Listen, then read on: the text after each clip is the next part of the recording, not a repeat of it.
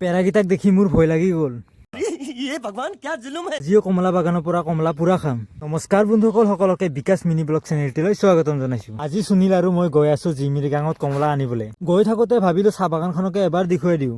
ইয়াৰে একা বেকা ৰাস্তাৰে আহি পালোহি এটা নিজৰা। চাওকচোন এবাৰ নিজৰাটো। আগে আগে গৈ আছে সুনীল আৰু ধীৰাজ দা, মই গৈ আছো পিছে পিছে। গৈ থাকোতে পেৰা দেখা পালো, দেখি কিবা মনটো ভাল লাগি গ'ল। ভাবিলো আপোনালোককো দেখুৱাই দিওঁ। চাওকচোন পেৰাকেইটাই মোক কেনেকৈ চাইছে দেখি একদম ভয় লাগি গ'ল। ওচৰক লেকি নোযোৱাকৈ গুচি আহিলোঁ। ফাইনেলি আহি পালোঁ কমলা বাগানলৈ। আমাৰ আহি পোৱাত দেৰি হ'ল, সেইকাৰণে আপোনালোকক গছত লাগি থকা কমলা দেখুৱাব নোৱাৰিলোঁ। এইফালে বন্ধু সুনীলে কমলাবিলাক হিচাপ কৰাত লাগি আছে আৰু এইফালে মই মোৰ কাম কৰি আছোঁ।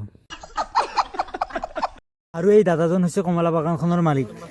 তাৰপিছত মনাত ভৰাই কমলাবিলাক নি দাদা ভাইটিসকলে গাড়ীত লোড দি আছে।